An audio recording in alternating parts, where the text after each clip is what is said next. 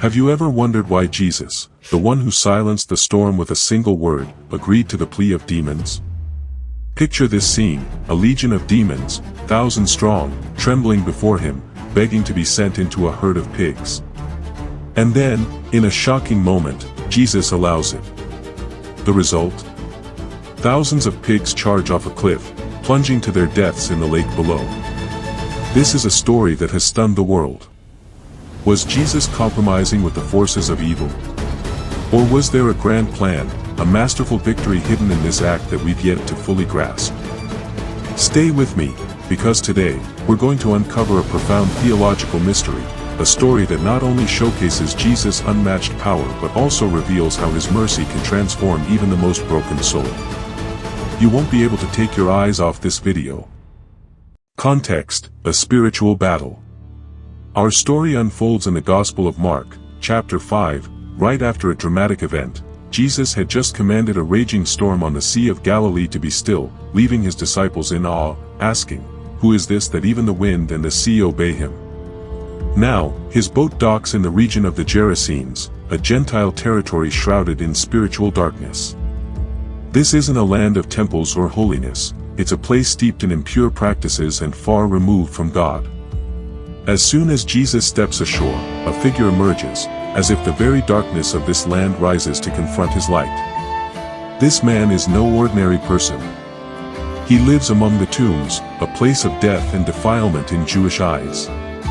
He is possessed by a legion of demons, so powerful that no chains can hold him. Imagine this, a man with supernatural strength, tearing apart shackles and breaking iron fetters like twigs. Night and day, he wanders the hills, screaming in agony, cutting himself with stones. Society has given up on him, treating him like a wild beast, untamable and uncontrollable. He likely survives by eating food left for the dead, his tattered appearance a reflection of his shattered life. But the deeper context here is spiritual. This isn't just a story of a man with a mental illness or disorder. The Bible makes it clear. He is under the control of a supernatural force, a legion of demons. In the Jewish mindset of the time, tombs were considered unclean, the perfect haunt for demons. This man isn't just a victim of evil spirits, he's a symbol of a world groaning under the oppression of darkness. As St. Paul writes in Romans 8 verse 22, the whole creation groans and suffers the pains of childbirth together until now. He represents humanity bound by sin and darkness, yearning for the redemption that only Jesus can bring. When Jesus steps into this land, he's not just facing a man, he's entering a spiritual battlefield where light and darkness collide head-on. As the demon-possessed man catches sight of Jesus from a distance, something extraordinary and chilling happens. He runs to Jesus and falls on his knees before him, but it's not the man acting, it's the demons controlling him. They use his voice to cry out, "Jesus, Son of the Most High God, what do you want with us? Do not torment us." Pause for a moment to grasp this. The demons immediately recognize who Jesus is. As James 2 verse 19 states, even the demons believe in God and tremble. They know they're facing the one with unmatched power, the one who could cast them into oblivion with a single word. Jesus' holy presence is like a divine catalyst, forcing the darkness to react instantly. With unshakable calm and absolute authority, Jesus demands, "What is your name?" The response sends chills down the spine. "My name is Legion, for we are many." The word legion isn't just a name, it refers to a Roman military unit of thousands, roughly 6,000 foot soldiers and 120 horsemen. This is a demonic army, a terrifying force possessing this man. Their power explains why he could break any chain, why no one in the region could subdue him. Yet, before Jesus, their strength is meaningless. Picture this, an army of demons, capable of driving thousands of pigs to madness later, trembling before one man, but not just any man, the Son of the Most High God. This confrontation is a high-stakes spiritual battle. The demons employ every tactic to delay their inevitable defeat. They fall to their knees, perhaps feigning worship or submission, but in reality, they're trying to avoid expulsion. They shout, attempting to seize control by naming Jesus, Son of the Most High God. In the culture of that time, knowing and speaking someone's name was believed to grant power over them. This is a cunning maneuver. They try to manipulate Jesus, using his divine identity to hold him at bay. But Jesus is unmoved. He remains in complete control, demanding their identity. When they respond with "Legion," they inadvertently reveal their weakness. Despite their numbers, despite their strength, they are terrified of Jesus alone. Let's dive deeper into this moment. This isn't just a clash between Jesus and the demons, it's a microcosm of the greater war between the kingdom of God and the kingdom of Satan. Jesus steps into the heart of darkness, the Gerasene region, where demons feel most at home, and declares his supreme authority. The demons may intimidate humans, striking fear into an entire community, but before Jesus, they are reduced to begging for mercy. As Mark 1 verse 24 recounts, another demon once cried out, "Jesus of Nazareth, have you come to destroy us? I know who you are, the Holy One of God." The demons understand their fate in Jesus' presence, and in this moment, they can only plead to delay their destruction. This confrontation reveals Jesus not only as a healer but as the divine warrior, the one who commands all forces, seen and unseen, with absolute sovereignty. Why did Jesus allow the demons to enter the pigs? Then comes the most unexpected twist. The demons, knowing they cannot remain in the man, beg Jesus, "Send us into the pigs, let us enter them." Astonishingly, Jesus grants their request.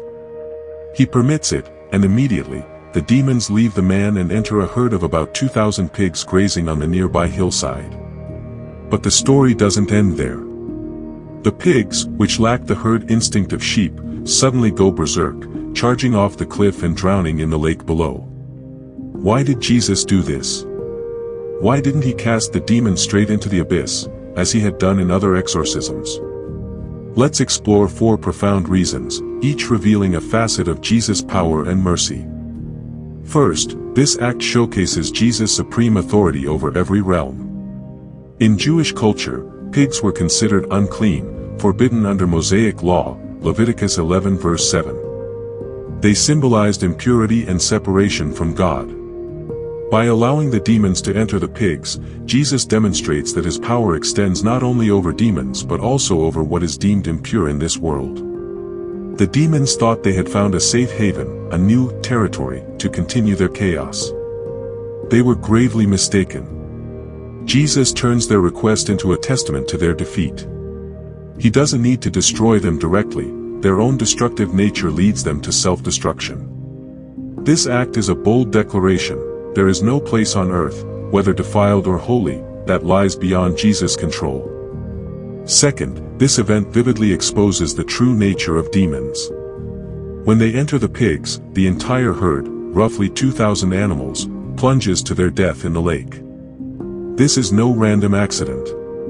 Demons, no matter how powerful, bring only destruction. They cannot create, cannot bring life or peace. As Matthew 12 verses 43 to 44 describes, when an unclean spirit leaves a person, it wanders through waterless places, seeking rest but finding none. The pigs are a stark illustration of this truth. Wherever demons dwell, there is only chaos and death.